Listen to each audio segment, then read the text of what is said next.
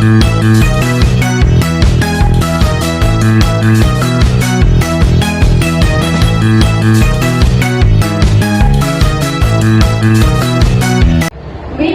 konnichiwa! Watashi wa Rayagri Plazas. Watashi wa Internet Legatis. And we are the Group 3, the Haiko. Wow. So before we start, let's have an overview what actually is Haiko.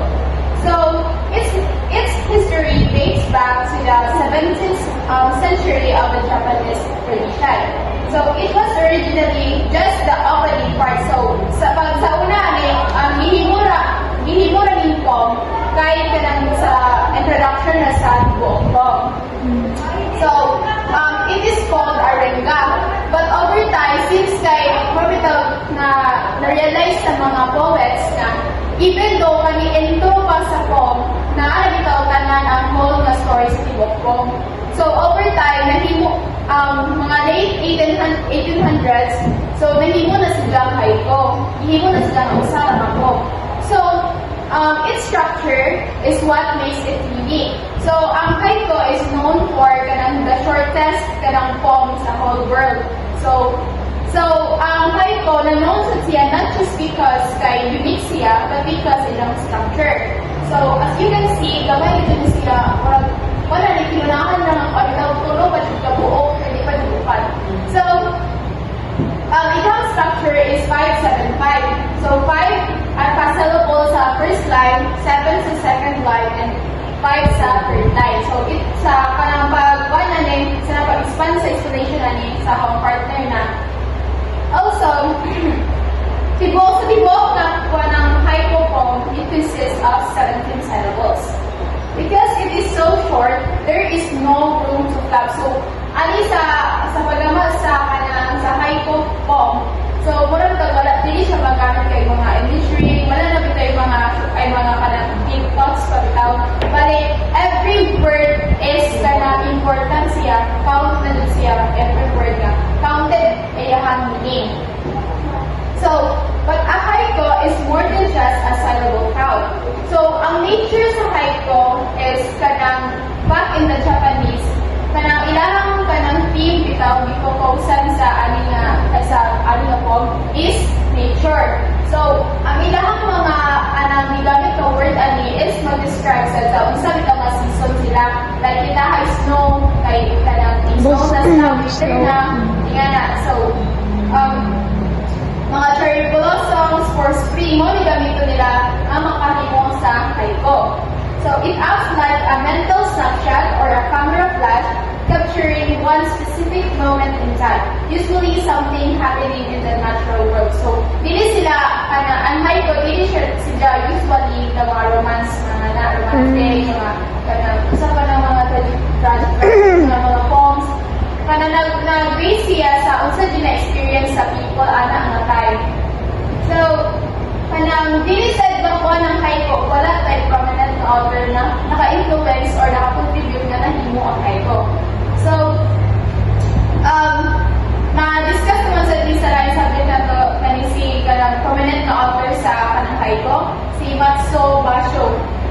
So, he is the most famous author in the history of this craft and is credited with its greatest contribution.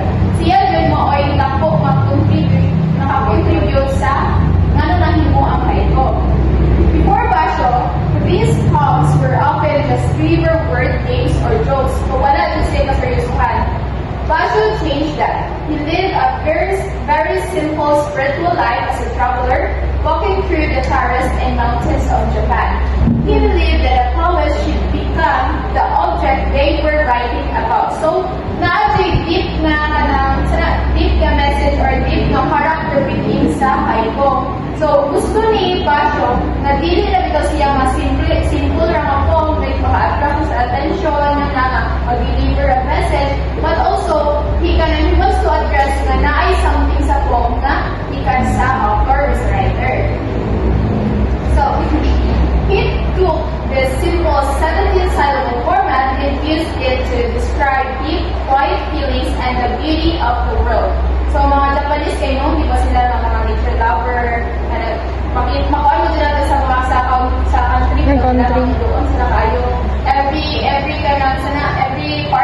nature kay ilahang ginangkingan. So, most of the bikuan ni kanang bush ni Basyo. So, his most famous poem about a frog jumping into an old pan is still studied locally today because it perfectly captures a moment of total peace. So, naging famous poem nila about sa frog na ni parang may abak sa old na pan, like ma-reflect sa dato sa itong life na parang muna dito nag-reminisce niya sa iyang old nga panang ano lang asa sa ikan, hindi nga natatang. So, to show you kanang sa unsa jay pitayuan sa haikong unsa jay tinuod nga ano ay sa pag pneumonia ingana nag-appreciate. So kanamo ni iyang example, so gihimo na mo ni different gihimo na ni different, so wala mi ilang kuha sa kanang mga paragraph or na nagsuwat na haikong. So i-expand pa niya meaning sa akong partner. So, mga na akong partner.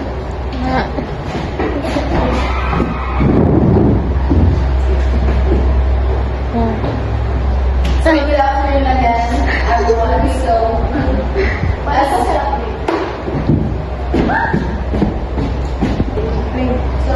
good afternoon again, everyone. So, as what I've shown here in the whiteboard, this is our Hydro composition. So, can you read, everyone? Slowly swinging leaves.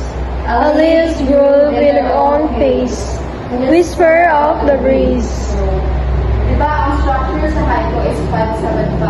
So, in the first line, slowly swinging, slowly swinging leaves. So, 5. A leaves grow in their own pace. 7. Whisper of the breeze. So, 575. So, that's the structure of haiku. So, in the first line, slowly swinging leaves, it means a pure observation. So, the leaves are being trash or conscious sa storm.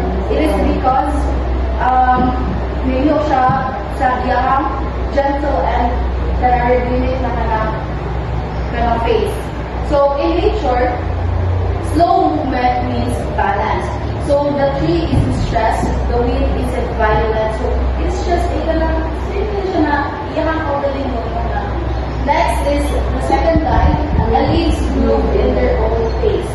So, each leaf, each branch moves slightly.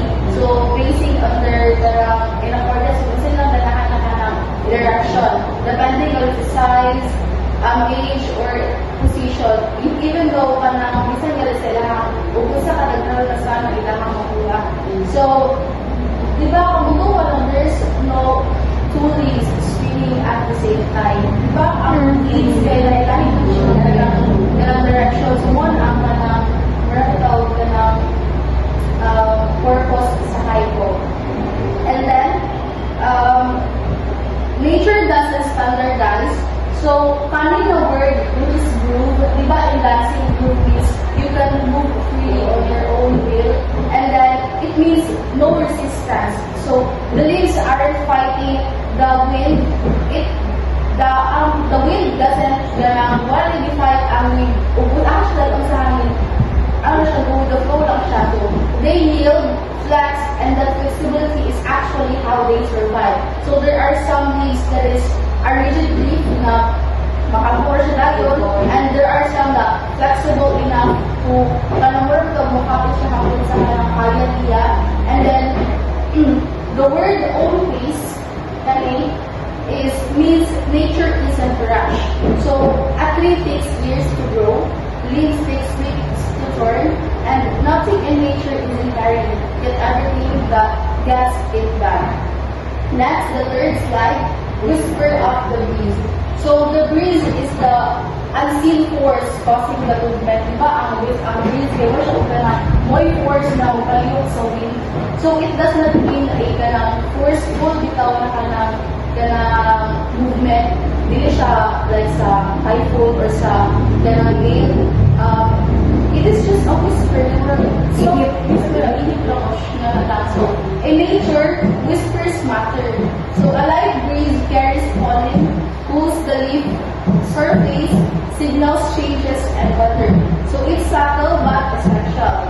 So the hypo zooms in on the subtle wing. So most people ignore a kite breeze, but the poem says this is where the beauty is. So in our hypocomposition, it captures the ma. So it is a Japanese word, so it is a Japanese idea of meaningful pause or space. The beauty isn't the leaf or the wind alone, it is the space and the motion between them. So the wind is the same. That's all. Thank you. I just had to let you know you're